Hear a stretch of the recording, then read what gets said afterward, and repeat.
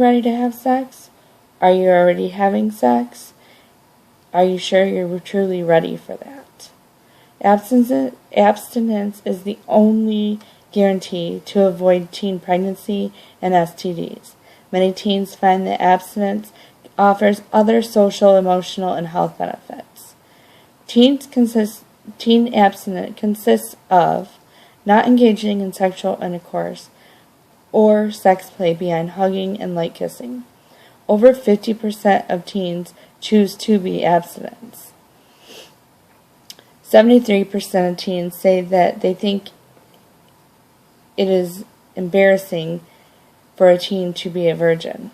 58% of teens say they should not have had sex regardless of the precautions they take. 67% of teens say that they wish they had waited until they were older. Many teens think that the remaining technically a virgin and engaging in oral sex but not intercourse can protect them from STDs.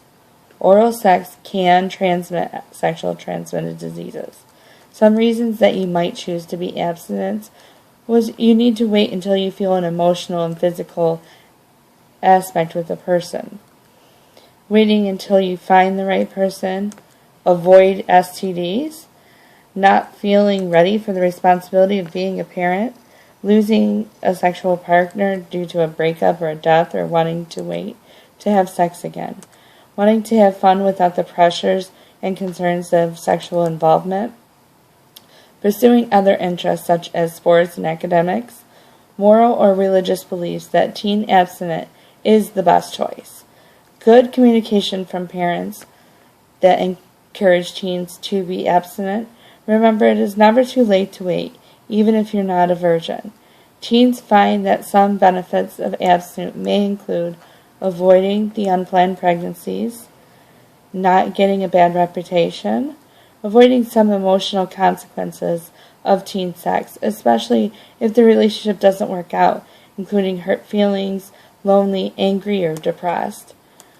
Better relationships. Couples who wait to have sex have healthier, more trusting relationships, and if they marry, they're less likely to divorce, and generally have better sex lives through their marriage. Teen girls who abstain from sex until they are older and limit their sexual partners are less likely to develop cervical cancer or become infertile. Unlike other forms of birth control, abstinence costs nothing and has no side effects. Some things that you can do to help resolve abstinence is be clear with yourself about why you are making your decision. Set limits for yourself if you get into sexual situations. Avoid situations that may make abstinence difficult. Find an outlet for your energy, such as sports, art, educational pursuits. Don't drink alcohol or do drugs that can impair your judgment. Tell your friends, especially anyone you are dating, what your standards and limits are. Focus on non-sexual sides of romance, such as talking, sharing common interests, and going out on dates. Spend time with people who support your standards. Decide ahead of time of how you will act if you are compromising the situation, including how to say no. Remember that no one who cares about you will ever pressure you into having sex. No one should use sex to get things they want. No one should purposely cause a pregnancy to trap a person if they're scared of losing them. Some things to consider if you are feeling like you're ready to have sex. When it comes to STDs and pregnancies, if you are taking your clothes off and you have skin-on-skin contact with another person, you are at risk. As of February of 2013, new information indicates that 20 million new STD infections occur every year. Nearly 50% of these cases happen to young people between the ages of 15 and 24. 20% of these people, or 20% of the people that live in the United States have an STD. 1 in 4 sexually active teens become infected with an STD every year. Most young people with STDs don't even know they have them. Getting tested is the only way to know for sure.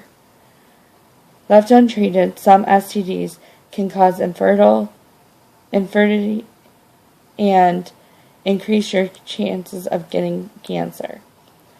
More than 50% of sexually active people will get the HPV virus at some point in their lives. More than 110 million people in the United States have a sexually transmitted disease. People 15 through 24 account for half of all the new reported infections. An estimate of 8,300 young people between 13 and 24 in the 40 states reported of having HIV in 2009. Chlamydia and gonorrhea actually are more common in teens than in older adults. Someone who is sexually active should be tested for STDs. The most common STD in teens is chlamydia. Chlamydia is most common. Up to 40% of girls between the ages of 15 and 19 are infected with chlamydia. The rate of infection is higher in women. It's possibly due to the fact that more women are likely to be screened for any disease than a man in general. Symptoms: abnormal discharge, painful burning during urination, and cloudy urine. Right behind chlamydia would be gonorrhea. Gonorrhea is one of the most commonly transmitted sexual diseases. Particularly women don't really show signs of it. The highest infection rate is between 15 and 19 years old of girls and men in their early 20s. In fact, 75% of all cases of gonorrhea can be found in young people from 15 to 29. If you do participate in risky sexual behaviors, you are almost guaranteed to contract a case of gonorrhea. 700,000 new cases of gonorrhea are reported each year. Teenagers have the highest rate of reported cases of them. Symptoms of gonorrhea are swollen glands in the throat due to oral sex, can spread to your eyes, burning when urinating, painful and swollen testicles, greenish-yellowish discharge from the penis. Women may mistake symptoms for a yeast infection and have bleeding between periods. Syphilis. While syphilis is a sexually transmitted disease that has been around belonging to the past, it actually is on the rise again. Syphilis is not considered much of a threat in teenagers. It is actually seen in 25 to 20-year-olds. However, it is important to realize that syphilis can affect fetuses of any age. Symptoms include a firm, round, small, painless sore on the genitals, anus, mouth, or a rash on the body, especially the palms of the hands and the soles of the feet. Herpes. 80% of herpes with genital herpes do not know. 80% of people with genital herpes do not know they're even infected. Only 1 in 5 people in the United States have genital herpes. Symptoms are sores on your genitals, especially particular ones that reoccur. There is no cure for herpes, but there is a treatment to reduce the symptoms and decrease the risk of transmitting to another partner. HPV is mostly common in 14 to 19-year-olds. It is It accounts for about half the STDs diagnosed in teenagers. It is the most common STD in the United States right now. Rates of the HPV virus among teenagers is 40% higher than in adults. Up to 15% of sexually active teenage girls have the HPV strand that can lead to cervical cancer. Pregnancies. Nationally, nearly 1 million young women under the age of 20 become pregnant each year. This means that 2,800 teenagers get pregnant each day. Approximately 4 in 10 young women in the United States become pregnant once before turning 20. In 2011, 300,229 babies were born to women between the ages of 15 and 19. The best thing you can do for yourself is to wait. Deciding when to have sex is a really big decision that should not be taken lightly. I hope that when the time comes, you will see a future with your partner.